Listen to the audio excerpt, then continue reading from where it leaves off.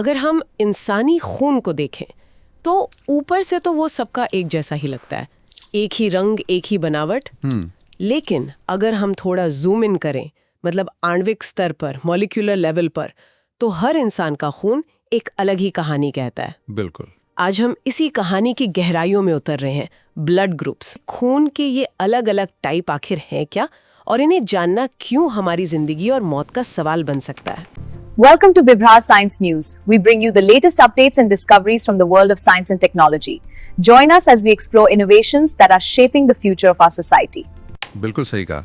और इस चर्चा का मिशन सिर्फ ये जानना नहीं है कि ब्लड ग्रुप ए, बी, ओ क्या है, बल्कि ये समझना है कि इस एक जानकारी ने, इस छोटी सी जानकारी ने। आइए आज समझते हैं ब्लड ग्रुप क्या होता है। ये ज्ञान सभी को जरूर होना चाहिए ताकि अपने ब्लड ग्रुप के बारे जान सके। इंसानियत को कैसे बचाया है, और इसके दो सबसे बड़े मैदान हैं। अच्छा। पहला ब्लड ट्रांसफ्यूजन, मतलब किसी को खून चढ़ाना, गलत खून मतलब जान का खतरा। और दूसरा गर्भावस्था।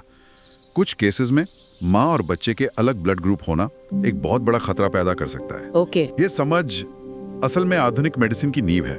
ठीक है, तो चलिए इसे परत दर परत खोलते हैं। श्रोता को एक अंदाजा दे देते हैं कि हम आगे कैसे बढ़ेंगे। हम दो मुख्य सिस्टम्स पर ध्यान देंगे। एक है एबीओ सिस्टम, जो हम सबने सुना ही है। हाँ, ये तो कॉमन है। और दूसरा है आरएच सिस्टम। ये थोड़ा कम समझा जाता है, लेकिन उतना ही जरूरी है। हम इनकी खोज की कहानी से शुरू करेंगे, फिर देखेंगे ये काम कैसे करते हैं और हमारी सेहत के लिए इनके क्या मायने हैं। और इसकी कहानी भी बड़ी दिलचस्प है, मतलब एक जासूसी कहानी जैसी। अच्छा। देखिए, 1900 से पहले ब्लड ट्रांसफ्यूजन एक जुए की तरह था। कभी ये जान बचा लेता तो कभी जान ले लेता, और किसी को पता नहीं था क्यों। ओह। फिर आए ऑस्ट्रिया के वैज्ञानिक कार्ल लैंडस्टीनर जी। उन्होंने देखा कि जब एक इंसान का खून दूसरे के खून से मिलाया जाता है, हाँ। तो कभी कभी लाल रक्त कोशिकाएं यानी रेड ब्लड सेल्स या आरबीसीज जी। वो आपस में चिपककर गुच्छे बना लेती हैं। ये तो बड़ी अजीब बात है। हाँ, और उन्होंने इसी गुत्थी को सुलझाने की ठानी। और इसी कोशिश में उन्होंने एबीओ सिस्टम की खोज कर डाली। लेकिन ये गुच्छे बनना, जिसे नोट्स में अग्लूटिनेशन कहा गया है, ये होता क्यों है? इसके पीछे का विज्ञान क्या है? इसे समझने के लिए हमें खून में मौजूद दो किरदारों को समझना होगा। एक है एंटीजन और दूसरा एंटीबॉडी। एंटीजन और एंटीबॉडी, ठीक है। एंटीजन को आप ऐसे समझिए कि हर आरबीसी के ऊपर लगा एक पहचान पत्र या आईडी कार्ड है। अच्छा, एक आईडी कार्ड। हाँ, ये प्रोटीन या शुगर के बने होते हैं।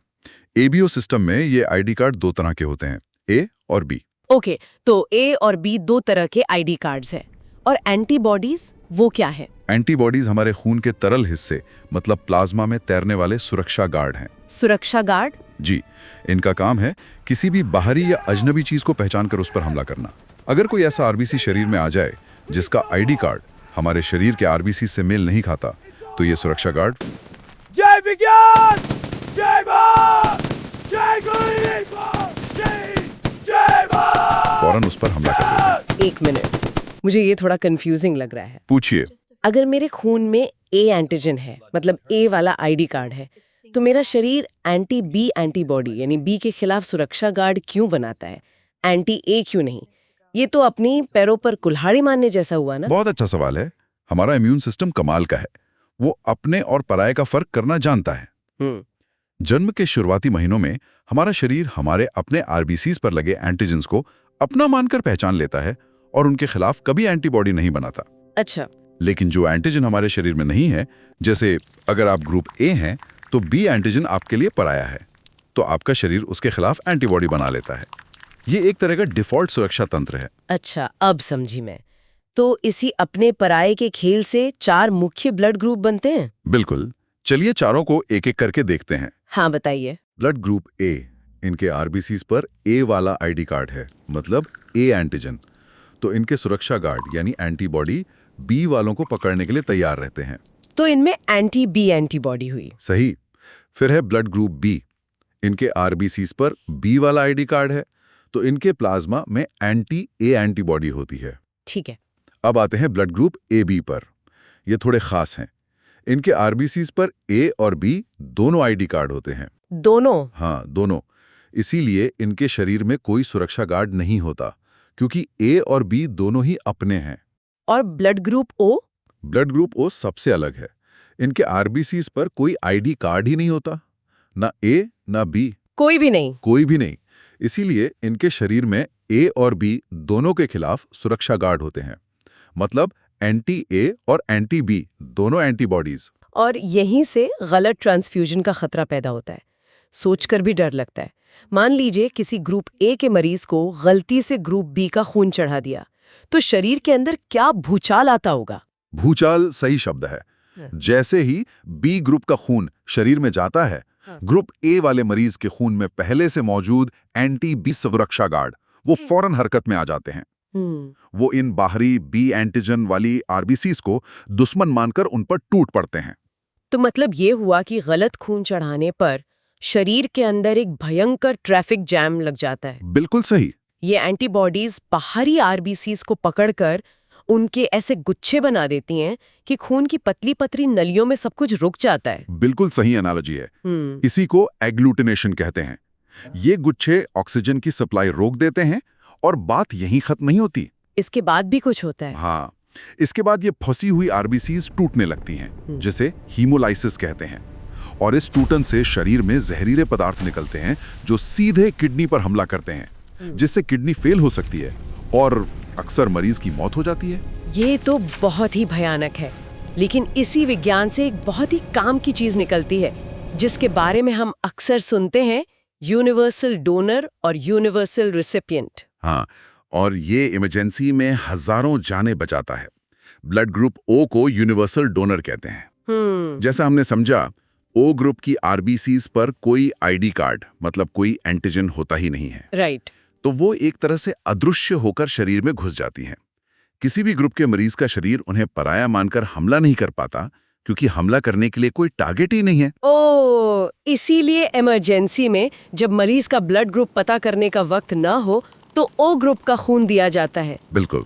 और blood group A B universal recipient हुआ, मतलब सबसे खून ले सकने वाला ग्रुप। जी। क्योंकि उसके प्लाज्मा में कोई सुरक्षा गार्ड ही नहीं है, न एंटी ए न एंटी बी, तो कोई भी खून आए उसके शरीर में हमला करने वाला कोई है ही नहीं। एकदम सही।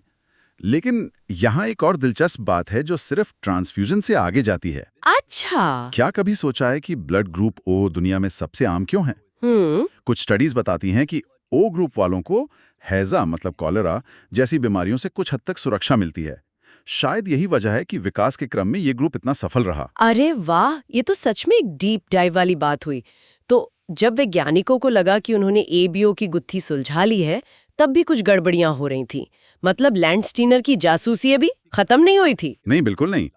एबीओ की खोज ने ज्यादातर ट्रांसफ्यूजन को सुरक्षित बना दिया था, लेकिन फिर भी कुछ मामलों में रिएक्शन हो रहे थे। और एक और दिल दहला देने वाली पहेली थी। कुछ स्वस्थ माओं के दूसरे या तीसरे बच्चे या तो जन्म से बहुत बीमार होते थे या गर्भ में ही मर जाते थे। किसी को समझ नहीं आ रहा था कि ऐसा क्यों हो रहा है। ओह गॉड। लैंडस्टीनर और उनके साथी अलेक्जेंडर वीनर ने इस पर काम करना शुरू किया। उन्हें शक था कि आरबीसीज पर कोई और पहचान पत्र भी है। कोई तीसरा पहचान पत्र? एक तरह से, हाँ। और ये दूसरा पहचान पत्र उन्हें मिला रीसस बंदरों में। इसीलिए इसका नाम आरएच फैक्टर पड़ा। रीसस बंदर? ओके। हाँ, 1940 में उन्होंने ये एंटीजन सबसे पहले रीसस बंदर के खून में खोजा। फिर उन्होंने पाया कि करीब 80% इंसानों की आरबीसीज पर भी ठीक वैसा ही एंटीजन मौजूद है। बंदर के नाम पर ही इसे आरएच एंटीजन कहा गया। और इसी के आधार पर हम आरएच पॉजिटिव और आरएच नेगेटिव में बटे हुए हैं। ये बहुत आसान है। जिनकी आरबीसीज पर ये आरएच एंटीजन है वो आरएच पॉजिटिव हैं, आरएच प्लस। और जिन पर नहीं है वो आरएच नेगेटिव, आरएच माइनस। बिल्कुल। लेकिन यहाँ एबीओ सिस्टम और आरएच सिस्टम में एक बहुत बड़ा फर्क है, और वही फर्क गर्भावस्था वाली पहेली की चाबी है। अच्छा, वो क्या फर्क है? एबीओ सिस्टम में एंटीबॉडीज मतलब सुरक्षा गार्ड प्राकृतिक रूप से मौजूद होती हैं, लेकिन आरएच नेगेटिव व्यक्ति के शरीर में प्राकृतिक रूप से एंटी आरएच एंटीबॉडी नहीं होती। नहीं, ये तभी बनती हैं जब उसका शरीर पहली बार आरएच पॉजिटिव खून के संपर्क में आता है। एक तरह से शरीर इस दुश्मन को देखकर उसके खिलाफ हथियार बनाना सीखता है। तो शरीर इसे सीखता है और यहीं से हम उस गंभीर स्थिति पर पहुंचते हैं, गर्भावस्था में आरएच असंगति, आरएच इनकम्पैटिबिलिटी। ये तब होता है जब माँ RH नेगेटिव हो और उसके गर्भ में पल रहा बच्चा RH पॉजिटिव हो। और ऐसा हो सकता है अगर पिता RH पॉजिटिव हो, क्योंकि बच्चा उनसे RH पॉजिटिव वाला जीन ले सकता है। अब यहाँ माँ और बच्चे के खून में एक बुनियादी अंतर आ गया है। पहली गर्भावस्था में आमतौर पर कोई दिक्कत नहीं होती। प्लेसेंटा यानी गर्भनाल माँ और बच्चे के खून को अलग अलग रखती है। लेकिन असली खेल डिलीवरी के वक्त शुरू होता है ना? हाँ, डिलीवरी के दौरान जब प्लेसेंटा अलग होती है तो बच्चे का कुछ RH पॉजिटिव खून माँ के RH नेगेटिव खून में मिल जाता है। ओह, माँ का इम्यून सिस्टम फौरन इस RH पॉजिटिव खून को एक बाहरी हमलावर के तौर पर देखता है और उसके खिलाफ एंटी-RH एंटीबॉडीज बनाना शुरू कर देता है। मतलब वो एक तरह से उस हमलावर की तस्वीर या वांटेड पोस्टर अपनी मेमोरी में सेव कर लेता है। क्या बात है, बिल्कुल सही। और पहले बच्चे को कोई नुकसान नहीं होता क्योंकि जब तक ये एंटीबॉडीज बनती हैं वो पैदा हो चुका होता है। लेकिन अब माँ का शरीर अगली गर्भावस्था के लिए तैयार बैठा है। अगर दूसरा बच्चा भी RH पॉजिटिव हुआ तो माँ के शरीर में पहले से मौजूद ये वांटेड पोस्टर वाली एंटीबॉडीज अपना काम शुरू कर देती हैं। और यही त्रासदी है, ये एंटीबॉडीज इतनी छोटी होती हैं कि प्लेसेंटा को आसानी से पार कर जाती हैं। Oh no! और गर्भ में पल रहे बच्चे के खून में पहुंच जाती हैं। वहां वो बच्चे की RH पॉजिटिव RBCs को दुश्मन समझकर उन पर हमला करके उन्हें नष्ट करना शुरू कर देती हैं। इस हमले के नतीजे तो भयानक होते होंगे। बहुत ज्यादा। बच्चे के शरीर में खून की भारी कमी मतलब अनीमिया हो जाता है। टूटी हुई RBC से निकले पीले पदार्थ बिलीरुबिन से उसे गंभीर पीलिया जॉन्डिस हो जाता है, जो उसके दिमाग को भी नुकसान पहुंचा सकता है। बाप रे! और गंभीर मामलों में बच्चे की गर्भ में ही मौत हो जाती है। इस भयानक बीमारी का नाम है एरिथ्रोब्लास्टोसिस फीटालिस। Erythroblastosis fetalis. जी, और इस पहेली का समाधान खोजना आधुनिक चिकित्सा की सबसे बड़ी जीतों में से एक है। ये दिखाता है कि कैसे एक बुनियादी वैज्ञानिक समझ लाखों जिंदगियां बचा सकती है। और इसका समाधान है एक इंजेक्शन। ये सुनने में किसी जादू जैसा लगता है। ये काम कैसे करता है? ये विज्ञान का जादू है। इसका समाधान है एंटी-RH एंटीबॉडीज का एक इंजेक्शन, जिसे रोगैम या एंटी-DB कहते हैं। रोगैम, ठीक है। ये इंजेक्शन RH नेगेटिव माँ को पहले बच्चे के जन्म के 72 घंटों के अंदर दिया जाता है। लेकिन एक मिनट, ये तो वही एंटीबॉडीज हुई जो खतरा पैदा कर रही थीं। फिर ये बचाती कैसे हैं? ये एक बहुत ही चतुर तरीका है। ये इंजेक्शन असल में पहले से तैयार एंटीबॉडीज की एक भारी खुराक है। ये माँ के शरीर में जाकर एक सफाई कर्मचारी की तरह काम करता है। सफाई कर्मचारी? हाँ, ये डिलीवरी के समय माँ के खून में आए बच्चे की सभी RH पॉजिटिव कोशिकाओं को ढूंढ ढूंढ कर चुपचाप नष्ट कर देता है। इससे पहले कि माँ का अपना इम्यून सिस्टम उन्हें देख पाए। बिल्कुल, इससे पहले कि माँ का इम्यून सिस्टम उन्हें देखकर खुद की मेमोरी वाली एंटीबॉडीज बना पाए। एक तरह से ये इंजेक्शन माँ के इम्यून सिस्टम को धोखा दे देता है और वो अगली गर्भावस्था के लिए संवेदनशील होता ही नहीं। ये सुनने में तो बहुत स्मार्ट तरीका लगता है, लेकिन क्या इसका कोई साइड इफेक्ट नहीं है? हम एक बाहरी इम्यून प्रोडक्ट को शरीर में डाल रहे हैं, क्या इससे माँ के इम्यून सिस्टम पर कोई लॉन्ग टर्म असर नहीं पड़ता? ये एक बहुत ही जायज सवाल है। सौभाग्य से रोगम को दशकों से इस्तेमाल किया जा रहा है और ये बहुत सुरक्षित माना जाता है। जो एंटीबॉडीज दी जाती हैं वो कुछ हफ्तों या महीनों में शरीर से स्वाभाविक रूप से खत्म हो जाती हैं। अच्छा। वे माँ के इम्यून सिस्टम को स्थायी रूप से नहीं बदलती। इसीलिए हर RH पॉजिटिव बच्चे के जन्म के बाद ये इंजेक्शन दोबारा देना पड़ता है। ये एक अस्थायी सुरक्षा कवच है, स्थायी बदलाव नहीं। तो इन सब का क्या मतलब है? अगर हम आज की इस पूरी बातचीत का सार निकालें तो कुछ मुख्य बातें क्या हैं? 1900 में ABO की खोज, जिसने ब्लड ट्रांसफ्यूजन का दरवाजा खोला। 1940 में RH की खोज, जिसने सुरक्षित गर्भावस्था का, और इन दोनों ने मिलकर आज की मॉडर्न मेडिसिन को मुमकिन बनाया है। सही। Universal donor O group blood bank का सुपरस्टार है, जबकि AB ग्रुप सबसे खून ले सकता है और एरिथ्रोब्लास्टोसिस फीटालिस जैसी जानलेवा बीमारी को अब एक एंटी-RH इंजेक्शन से रोका जा सकता है। इन बिंदुओं को एक बड़े नजरिए से देखना जरूरी है। ये सिर्फ परीक्षा के लिए तथ्य नहीं है। ये वो ज्ञान है जिसकी वजह से आज सर्जरी, ऑर्गन ट्रांसप्लांट और चाइल्ड बर्थ इतने सुरक्षित हो पाए हैं। इन छोटे छोटे एंटीजन और एंटीबॉडी की समझ ने इंसानियत पर एक बहुत गहरा और सकारात्मक असर डाला है। हर बार जब कोई सुरक्षित रूप से खून लेता है या एक RH नेगेटिव माँ एक स्वस्थ RH पॉजिटिव बच्चे को जन्म देती है, तो हम कार्ल लैंडस्टीनर जैसे वैज्ञानिकों के आभारी होते हैं। और जाते जाते श्रोता के लिए सोचने के लिए एक सवाल छोड़ जाते हैं। नोट्स के मुताबिक दुनिया की लगभग 80% आबादी RH पॉजिटिव है और करीब 20% RH नेगेटिव। एक बड़ा अंतर है। हाँ, अगर ब्लड ग्रुप का थोड़ा भी ज्ञान मिला है तो वीडियो को सब्सक्राइब, फॉलो, लाइक और शेयर करना ना भूले। जय विज्ञान, जय बिहार, जय गुरुजी, जय हिंद, जय भारत।